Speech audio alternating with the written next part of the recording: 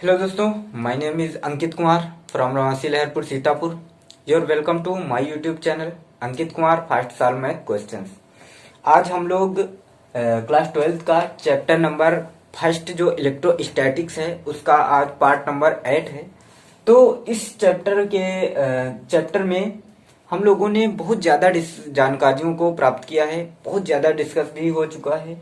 आज हम लोग जो डिस्कस करने वाले हैं वो कूलाम का वेक्टर फॉर्म क्या होता है उसके बारे में जानकारी प्राप्त करेंगे कि कूलाम को वेक्टर फॉर्म में कूलाम के नियम को आप कैसे लिखेंगे, उसको कैसे प्रदर्शित करेंगे. अगर आपसे पूछा जाए कि कूलाम का वेक्टर नियम मतलब कि सदिश नियम क्या होता है, कैसे सदिश के रूप में आप कूलाम के नियम को लिखोगे.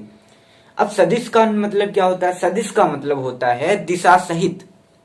ठीक, तो इन सभी चीजों के बारे में हम लोग जानकारी प्राप्त करेंगे, डिस्कस करेंगे एक एक बात का. ठीक, तो इससे पहले हम लोग जान लेते हैं आज का जो थर्ड ऑफ द डे है, मतलब कि आज का जो थर्ड है, जो आज का सुविचार है वो ये है कि व्यक्ति हमेशा अपना ही दुश्मन होता है और स्वयं ही वह अपना दोस्त होता है.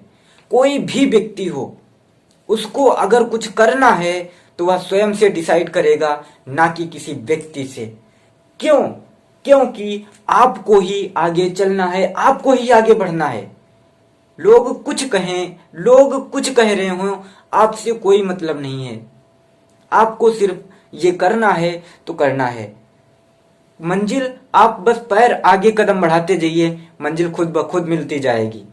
ठीक, क्योंकि लोगों का काम यही होता है कि वो किसी ना किसी का मोटिवेशन जो होता है उसके अंदर उसको डाउन करना, डिमोटिवेट करना कि आप ये नहीं कर सकते हो. ठीक, लेकिन आप वो कर सकते हो अगर आप में सेल्फ है, अगर आपको स्वयं पर भरोसा है तो आप कुछ भी कर सकते हो. इसलिए हमको हमेशा अपने ऊपर हमेशा क्या करना चाहिए, हमेशा के लिए अपने ऊपर ही डिपेंड रहना चाहिए कि हमको ये चीज करना है. हमको किसी से नहीं मतलब है कि ये क्या कहेगा, यार ये चीज बताओ हम करने जा रहे हैं. नो, आपको जो करना है वो आप करिए, आपको कोई नहीं रोकने वाला है. कुछ व्यक्ति होते हैं जो कहते हैं यार हमारे बीच में ये दीवार खड़ी है, वो दीवार खड़ी है. कोई दीवार नहीं होती है, वो सिर्फ और सिर्फ आपके अंदर की दीवार होती है. और आप अपने अंदर की जिस दिन अपने अंदर की दीवार को हटा देंगे आपको कोई भी रोकने वाला नहीं होगा, क्योंकि लोग आपके रास्ते पर ही आएंगे. अगर आप आज किसी जगह जा रहे हो, ठीक, अगर उसमें आप सक्सेस पा जाते हो तो व्यक्ति उसके पीछे कहता है कि वो देखो वो सक्सेस पा गया. लेकिन अगर वही व्यक्ति नीचे आ जाता है क्योंकि लोगों की बुराइयां सुन करके वो बैठ जाता है तो क्या कहा जाता है, लोग फिर भी कहते हैं कि लो ये तो बहुत बड़ा आईएएस ऑफिसर या कोई ऑफिसर बनने वाला था और देखो ये घर पर बैठा है. ठीक, तो लोगों का काम होता है, अगर आप सक्सेस पा रहे हैं तब भी वो कहेंगे, अगर आप नहीं सक्सेस पा रहे हैं तब भी वो कहेंगे, क्योंकि उनका काम यही होता है. ठीक, तो इसलिए हमको हमेशा अपने ऊपर क्या करना चाहिए, विश्वास रखना चाहिए कि हम ये कर सकते हैं, कोई हमको रोके या ना रोके. ठीक, तो आज हम लोग स्टार्ट करने वाले हैं वेक्टर फॉर्म क्या होता है, सदिश रूप क्या होता है कूलाम के नियम का. तो हम लोगों ने कूलाम के नियम के बारे में बहुत बढ़िया डिस्कस किया था कि कूलाम का नियम क्या होता है. आप लोग पिछली वीडियो अगर ना देखो तो उसको प्लीज देख जरूर लीजिए. ठीक, तो क्या होता है कूलाम का नियम, ये निकल कर आया था F equal to K into Q1 Q2 upon R square. ठीक, ये फॉर्म कूलाम के नियम का निकल के आया था. ये क्या होता है, ये वायु या निर्वात या किसी भी माध्यम में रखे दो आवेशों के बीच, ठीक है, लगने वाला आकर्षण या प्रतिकर्षण बल होता है. इसको हम लोग कूलाम बल भी कहते हैं. ठीक, तो वो क्या होता है, इसको अब के ये जो दिया गया है इसके को हम कुछ और भी लिख सकते हैं. वो क्या लिख सकते हैं, इसके को हम लोग लिख सकते हैं के इक्वल टू होता है 1/4 पाई एप्सिलॉन नॉट. क्या होता है 1/4 पाई एप्सिलॉन नॉट. हम के को 1/4 पाई एप्सिलॉन नॉट लिख सकते हैं. ठीक, तो अगर इसको हम इस फॉर्म में रख दें तो क्या आता है F equal to 1/4 pi epsilon nought Q1 Q2 upon R square, यही तो आएगा आर स्क्वायर। ठीक, तो ये फॉर्म होती है जो दो वायु या किसी भी माध्यम में रखे दो बिंदु आवेशों के बीच, स्थिर बिंदु आवेशों के बीच लगने वाला आकर्षण या प्रतिकर्षण बल। आकर्षण बल कब लगता है ये हम लोगों ने जान लिया है। आकर्षण कब लगता है, आकर्षित कब होता है, जब क्या होगा, जब कोई विपरीत आवेश रखे होंगे तब आकर्षित होता है, और जब कोई डिफरेंट आवेश रखे होते हैं तो वो क्या करते हैं, आकर्षित करते हैं। लेकिन जब एक ही आवेश रखा होता है, जैसे अगर धनात्मक चार्ज है तो धनात्मक है अगर, और वो भी धनात्मक है, तो अगर ये भी धनात्मक है ये भी धनात्मक है, तो ये एक दूसरे को प्रतिकर्षित करते हैं, मतलब कि एक दूसरे को कहते हैं तुम भाग जाओ यहां से। ठीक, तो क्या करते हैं, वे एक दूसरे को प्रतिकर्षित करते हैं। ठीक, तो ये हम लोगों ने जाना था। अब हम लोग जानेंगे इसमें कि कूलाम के नियम का वेक्टर फॉर्म क्या होता है, कैसे कूलाम के नियम को वेक्टर फॉर्म में लिखा जाता है। ठीक, वेक्टर का मतलब होता है कि उसको दिशा के सहित आप उसकी बात कीजिए, मतलब कि आपको दिशा भी बतानी है। तो इस नियम में आपको, क्योंकि ये जो बल होता है, बल एक दिशा में लगाया जाता है। जैसे ये बोर्ड है तो बल, बोर्ड पर हम इस तरफ को बल लगाएंगे, जैसे ये चीज है तो इस पर हम ऐसे बल लगाएंगे, तो बल की एक निश्चित दिशा होती है। ठीक है, एक दिशा होती है। ठीक, तो इसीलिए कहा गया है कि कूलाम के नियम का वेक्टर फॉर्म लिखिए। तो कूलाम के नियम का वेक्टर फॉर्म लिखने के लिए आपको, जैसे मान लीजिए ये क्या है, एक ज्यामितीय संरचना वाला वो क्या होता है, एक्स अक्ष, और ये वाई अक्ष है। ठीक, इसमें आप मान लीजिए कि यहां पर, ठीक, एक आवेश यहां रखा हुआ है और एक आवेश यहां रखा हुआ है, लेकिन दोनों आवेश क्या हैं, दोनों आवेश धनात्मक हैं, दोनों आवेश धनात्मक आवेश हैं। ठीक, तो क्या होगा, ये Q1 मान लीजिए आवेश है, ये Q2 आवेश है। ठीक, उसके पश्चात आपको क्या करना है, आपको इससे मिला देना है इसको, और इसको नाम क्या दे देना है, ये क्या हुआ, ये क्यों मिला दिया गया, इसका क्या नाम होता है, तो इसका मतलब होता है, इसको आप दे दीजिए R1। ठीक, ये हो गया स्थित सदिश। अब स्थित सदिश क्या होता है, स्थित सदिश क्या होता है, ये आपसे पूछा जाए कि स्थित सदिश क्या होता है। ठीक, अब जैसे इसको आपने मिला दिया तो इसको कहेंगे स्थित सदिश। तो स्थित सदिश क्या होगा, ये है तुम्हारा स्थित सदिश। क्या है, स्थित सदिश। तो स्थित सदिश का मतलब क्या हुआ, ये तुम्हारा स्थित सदिश है, ये वाला जो खींच दिया गया। स्थित सदिश कब होगा, जब इसमें इसकी दिशा ऐसे कर दी जाएगी। तो स्थित सदिश का मतलब होता है कि किसी भी आवेश, स्थित आवेश का किसी बिंदु के सापेक्ष उसकी स्थिति बताना कि वह आवेश कहां पर स्थित है। तो मान लीजिए ये R O के सापेक्ष, ठीक है, स्थिति सदिश Q1 की O के सापेक्ष स्थिति सदिश ये है R1 है। ठीक, तो यहां पर जो R1 है वो क्या है, R1 क्या है, R1 है स्थिति सदिश। R1 क्या है तुम्हारा, ये दिशा है, क्योंकि R1 पर ये तीर इसलिए लगाया गया है क्योंकि इसकी दिशा है, देखो इसका तीर इस तरफ है, हमेशा आवेश की तरफ रहेगा। किस लिए, क्योंकि इसकी वो स्थिति बता रहा है कि यह इस तरफ स्थित है। जब आप किसी चीज को बताते हैं कि ये चीज वहां स्थित है तो क्या करते हो, एक उसकी तरफ ही उंगली करते हो। ठीक है, कि ये चीज यहां पर स्थित है। तो इसी प्रकार से बिल्कुल सेम टू यू इसी में भी होता है कि ये जो है सेम टू सेम इसी प्रकार से होगा कि यहां पर जैसे स्थित है कोई बिंदु आवेश यहां पर स्थित है, लेकिन दोनों क्या तो इसकी जो स्थिति होगी तो ये बताएगा इसकी स्थिति। तो इसको हम लोग कहते हैं स्थित सदिश। स्थित सदिश का क्या होता है कि किसी भी बिंदु के सापेक्ष किसी भी आवेश का ये जो है वो किसी बिंदु के सापेक्ष उसकी स्थिति बताता है। ठीक, तो यहां पर जो R1 है वो R1 क्या है, तो R1 है Q1 आवेश का O के सापेक्ष स्थित सदिश। तो आप लिख दीजिए कि जो R1 है वो क्या है, R1 ये तुम्हारा जो दिया गया है ये Q1 के बिंदु 0 मतलब ये जो O होता है, ये क्या होता है, ये होता है तुम्हारा मूल बिंदु, तो इसको आप मान लीजिए O है यहाँ पर। ठीक, तो ये जो दिया गया है R1 ये क्या है, R1 है तुम्हारा O के सापेक्ष, O इसके सापेक्ष इसकी स्थित सदिश। ठीक, तो क्या लिखोगे, O के सापेक्ष ये Q1 आवेश का, Q1 आवेश का O के सापेक्ष, Q1 आवेश का O के सापेक्ष स्थित सदिश, क्या, स्थित सदिश, स्थित सदिश। ठीक, मान लीजिए ये क्या है, R1 क्या है, ये R1 है तुम्हारा Q1 आवेश का O के सापेक्ष स्थित सदिश है। ठीक, अब क्या करना है, आपको इसको भी मिला देना है ऐसे। ठीक, इसको मिलाओगे, जब ये R1 मान लिया स्थित सदिश, तो इसको मान लीजिए R2 स्थित सदिश है, ये R2 है। ठीक, ये R2 मान लीजिए, तो ये भी क्या होगा, Q2 आवेश का O के सापेक्ष, Q2 आवेश का O के सापेक्ष स्थिति सदिश।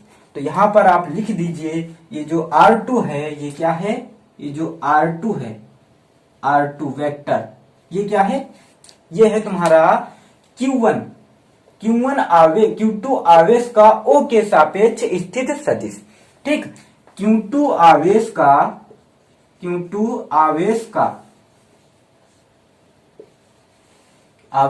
ये जो Q2 आवेश है, इस आवेश का इसके सापेक्ष स्थित सदिश। तो Q2 आवेश का O के सापेक्ष स्थित सदिश, स्थित सदिश। ठीक, ये क्या है, ये जो R2 है, R2 क्या है, ये तुम्हारा ये है Q2 आवेश के O के सापेक्ष, Q2 आवेश का O के सापेक्ष स्थित सदिश। स्थित सदिश कब होता है आपको पता है, जब इसको दिशा बताओगे, मतलब कि यहाँ पर उसके तीर को लगाना होगा आपको। ठीक, ये मतलब इस तरफ है कि इस तरफ यहाँ पर स्थित है ये चीज।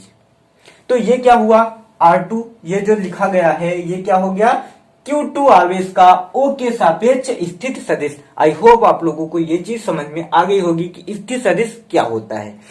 अब हमको क्या करना है, अगर इसकी स्थिति इसके सापेक्ष बतानी है, किसकी, Q1 की इसके सापेक्ष बतानी है, Q1 की ऐसे बतानी है कि ये जो Q1 है इसकी किसके सापेक्ष होनी चाहिए, फिर Q1 की Q2 के सापेक्ष, ये मान लीजिए R है, ये कितनी है, R है। ठीक, तो क्या होगा इसमें देखो, Q1 के सापेक्ष Q2 के सापेक्ष Q1 की स्थिति, Q2 के सापेक्ष, ये Q2 के सापेक्ष, जैसे इसमें कहते थे O के सापेक्ष Q1 की स्थिति, तो इसमें इस पर क्या होगा, जैसे इसको भी मिला दिया आपने, तो इसकी स्थिति सदिश क्या होगी, R12। ठीक, R12 मतलब कि Q1 आवेश का Q2 के सापेक्ष स्थित सदिश।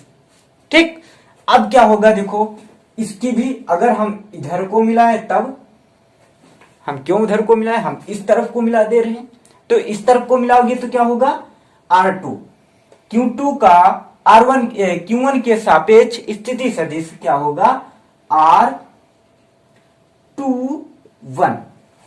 क्या होगा, R21। तो R21 यहां पर क्या है, R21 क्या है देखो, R12 लिख लो, ये जो लिखा गया है ये R12 क्या है देखो, Q1 सदिश, ये जो Q1 आवेश है, Q1 आवेश का Q2 आवेश के सापेक्ष स्थित सदिश है। और ये जो Q2 है, ये जो R21 है, ये क्या है, Q2 आवेश का एक के सापेक्ष स्थित सदिश। अब देखो चूंकि क्या होगा, ये दोनों आवेश क्या हैं, धनात्मक आवेश हैं। जब दो धनात्मक आवेश एक पास रखे जाते हैं, जब एक समान एक ही जाति के आवेश एक पास होंगे तो वे क्या करते हैं, एक दूसरे को प्रतिकर्षित करते हैं, एक दूसरे को दूर भगाने की कोशिश करते रहते हैं। ठीक, तो ये क्या करेंगे, इसके ऊपर ये भगाएंगे दूर, मतलब कि बल आरोपित करेंगे ना, कि जाओ तुम, बल लगाएगा वो। तो ये क्या करेगा, देखो ये जो आवेश है इसके सापेक्ष, जैसे मान लीजिए ये कोई चीज रखी है और ये आवेश ये ऐसे बल लगाएगी इस पर, तो ऐसे जब बल लगाएगी तो ये पीछे को जाएगी। तो वैसे ही ये है, ये मान लीजिए यहाँ पर ऐसे है इसके, ठीक, और ये यहाँ पर है, तो ये जब इसको बल लगाएगा तो ये क्या होगा, ये इस तरफ भागेगा ना, तो इस तरफ भागेगा, तो इसके द्वारा बल इस तरफ आरोपित किया जाएगा, तो इसके द्वारा बल की दिशा ये हो जाएगी। ठीक, इसके द्वारा बल इधर को लगाया जाएगा। जब इधर को बल लगेगा तो इसको आप लोग क्या कहेंगे कि Q1 पर Q2 के द्वारा, मतलब कि Q1 आवेश पर Q2 के आवेश के द्वारा लगाया गया बल, तो वो क्या होगा, वो हो जाएगा तुम्हारा F12, मतलब कि F12 एक पर दो के कारण आरोपित बल, एक पर, ठीक है, ये Q1 आवेश पर Q2 आवेश के द्वारा आरोपित बल, ये, ठीक, आरोपित बल ये हो गया। अब देखो, जब ये इस पर बल लगा सकता है तो ये क्या शांत बैठा रहेगा, नहीं बैठेगा ना, ये भी कहेगा हमको भी बल लगाना, हम तुमको भगा देंगे दूर। तो ये क्या करेगा, ये इस पर इधर को बल लगाएगा, तो जब ये इस पर इधर को बल लगाएगा तो इसकी दिशा इस तरफ हो जाएगी। ठीक, ये बल क्या करेगा, ये बल इधर को लगाएगा, तो ये क्या करेगा, जो तुम्हारा आवेश था, ये जो है आवेश, तो ये वाला आवेश Q1 है, तो Q1 आवेश लगाएगा इस पर बल, तो ये इस तरफ भागेगा ना, तो इसका बल इस तरफ लगेगा, तो इस पर जो आवेश वो बल लगेगा वो क्या होगा, बल की दिशा, बल इस तरफ को लगेगा ना, तो इस जब इधर लगेगा तो इसकी दिशा क्या हो जाएगी, देखो F इस पर लगने वाला बल 2 पर 1 के कारण, मतलब कि F21 हो जाएगा। ठीक, और ये दोनों बल क्या हैं, एक दूसरे को प्रतिकर्षित कर रहे हैं एक दूसरे को प्रतिकर्षित कर रहे हैं, मतलब कि एक दूसरे को दूर भगाना चाहते हैं कि तुम यहां से दूर भाग जाओ, तो ये एक दूसरे को दूर हटा रहे हैं। ठीक, तो इसमें क्या होगा, देखो जब इधर को जाएगा तो इस पर लगने वाला बल क्या होगा, तो F1। ठीक है, Q1 आवेश पर, तो आप लिख लीजिए यहां पर Q1 आवेश पर, किस पर, Q1 आवेश पर। ठीक, यहां देखो एक मिनट, Q1 आवेश पर Q2 के द्वारा आरोपित बल,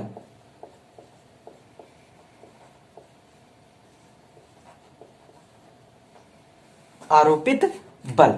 अब ये चीज आपको निकालना है, तो ये क्या हो जाएगा, F बराबर, F वेक्टर है तो किसमें लगे हैं, 1 2, F Q1 आवेश पर Q2 के कारण, तो Q1 आवेश पर Q2 के कारण आरोपित बल क्या हो जाएगा, वो तो परिमाण चाहिए आपको, परिमाण चाहिए, और परिमाण के साथ दिशा।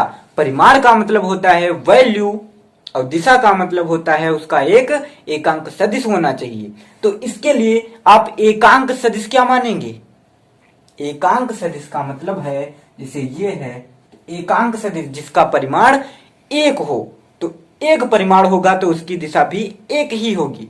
तो एक परिमाण का मतलब हो गया, जैसे इसकी दिशा आप r मान लीजिए, ये r कैप कह दीजिए इसको। ये क्या है, ये एकांक सदिश है। किसका है एकांक सदिश, तो उसको नाम देना पड़ेगा, किसका एकांक सदिश है, तो वो एकांक सदिश है R12 का, R12 का एकांक सदिश है।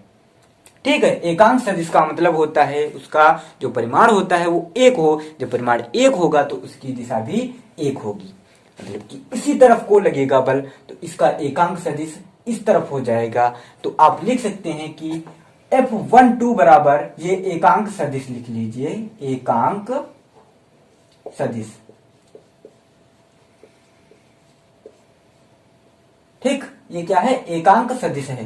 तो ये क्या हो जाएगा, देखो इसका फॉर्म होता है k इंटू के Q1 Q2 upon R square. ये आर स्क्वायर क्या है तुम्हारा, ये पूरा क्या है, इसको कहेंगे परिमाण। क्या कहेंगे इसको, इसको कहेंगे परिमाण। अब परिमाण हो गया, तो चूंकि परिमाण होता है तो परिमाण के साथ साथ दिशा की भी आवश्यकता होती है। किसमें, सदिश में। तो इसके लिए आपको दिशा भी चाहिए। तो दिशा क्या हो जाएगी, इसकी दिशा अभी तो ले ली आर कैप 1 2, तो ये एकांक सदिश था, तो इसकी दिशा भी ऐसे लगा दो, ऐसे कैप। ठीक, R1 2 कर दीजिए ऐसे। तो इसको समीकरण नंबर फर्स्ट दे दीजिए। अब क्या करना है आप लोगों को, इस पर, किस पर, ये एफ Q2 आवेश पर Q1 आवेश के द्वारा आरोपित बल, Q2 आवेश पर, अब लिख लीजिए आप लोग, Q2 आवेश पर, किस पर, Q2 आवेश पर Q1 के कारण लगने वाला बल, के कारण लगने वाला बल।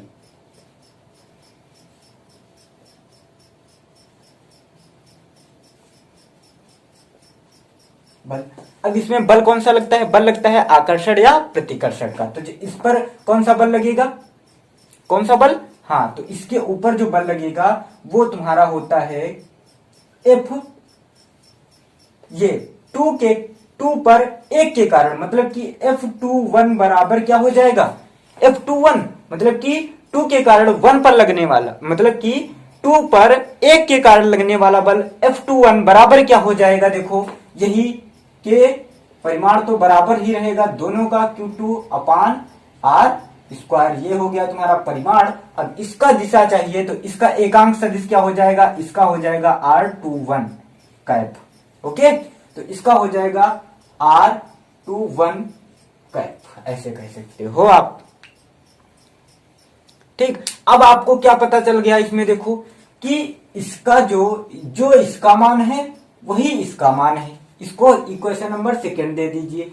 तो इससे आपको पता चल रहा है कि ये दोनों बल दिशा में विपरीत हैं, लेकिन बल दोनों ही बराबर लग रहे हैं। तो क्या हो जाएगा, ये जो तुम्हारा R12 कैप है ये परिमाण में माइनस हो जाएगा और R21 ये हो जाएगा।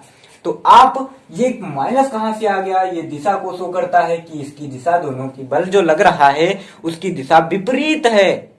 क्या है, विपरीत है, एक दूसरे से, मतलब कि एक दूसरे को प्रतिकर्षित कर रहे हैं। जब एक दूसरे को प्रतिकर्षित करेंगे तो इस पर क्या हो जाएगा, देखो कि ये जो F1 है, F12 जो है, ये वाला बल F12 किसके बराबर होगा, माइनस F21 के। ये हो जाएगा तुम्हारा सिस्टम। ओके, आई होप आप लोगों को ये बहुत बढ़िया समझ में आ गया होगा। तो इससे हमको स्पष्ट ये हो रहा है कि जो क्रिया प्रतिक्रिया का नियम होता है, न्यूटन का तृतीय नियम, वो इनके कूलाम के नियम पर पूर्ण रूप से फॉलो होता है। ठीक, जो क्रिया प्रतिक्रिया का नियम है कौन सा, तो कूलाम के नियम में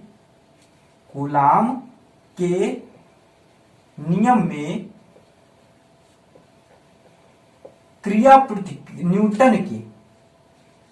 न्यूटन के तृतीय नियम का पूर्णतः पालन होता है। कूलाम के नियम में न्यूटन के तृतीय नियम क्रिया प्रतिक्रिया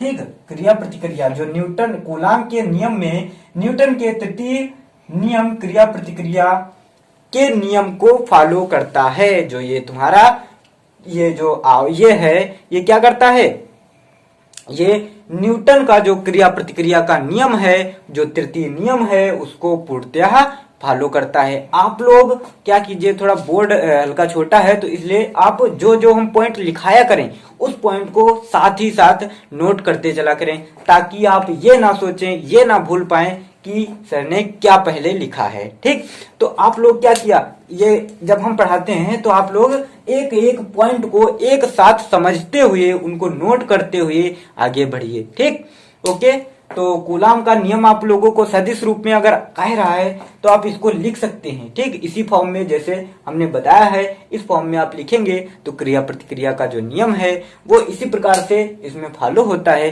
और इसका जो सदिश निरूपण है वो इस प्रकार से किया जाएगा। ठीक, तो आई होप आप लोगों को ये चीज बहुत बढ़िया समझ में आ गई होगी। ठीक, या अगर एक चीज थोड़ी छूट रही है उसको ऐसे आप समझ लीजिए, देखो कि ये जो चीज है, ठीक है, इसको आप जो ये लिखा गया है F21, ये देखो एक मिनट, F12 जो लिखा गया है F12 ये वाला फॉर्म, तो इसको आप ऐसे भी लिख सकते हो, जो इसका मान होता है ये जो लिखा गया है R21, इसको ये जो कैप दिया गया है, सॉरी ये जो कैप है, ठीक, तो इसका मान इस प्रकार से आप कह सकते हो कि R12 upon mod of R। Okay, इसका मान ये वैल्यू होती है। तो ये वैल्यू आप उस इक्वेशन में अगर रख देंगे तो क्या हो जाएगा, देखो के Q1 Q2 upon R square हो जाएगा, और इसके साथ में ये जो दिया गया है R कैप का मान, तो ये आप रखेंगे जब R12 upon mod of R, तो ये जब रखेंगे तो क्या हो जाएगा, R12 की वैल्यू ये हो जाएगी के Q1 Q2 upon R cube और इंटू R12, ऐसे आप इसको लिख सकते हैं। इसको आप first equation number first they दीजिए और उसको भी आपको इसी प्रकार से उसमें रख लेना है और इक्वेशन नंबर सेकंड निकाल के इस प्रकार से भी आप कर सकते हो। और ये क्या फाइनल में हमको प्राप्त होता है कि ये जो नियम है वो क्रिया प्रतिक्रिया के नियम को पूर्णतः पालन करता है। कौन सा नियम, जो क्रिया प्रतिक्रिया का नियम, न्यूटन का जो तृतीय नियम है वो हमारे ये जो कूलाम का नियम है इसमें पूर्णतः फॉलो करता है। कूलाम अब बल है तो बल का मात्रक न्यूटन होता है, तो इसका जो मात्रक होगा वो क्या हो जाएगा, उसका मात्रक न्यूटन होगा। ठीक, ओके, मिलते हैं नेक्स्ट वीडियो में। जय हिंद, जय भारत।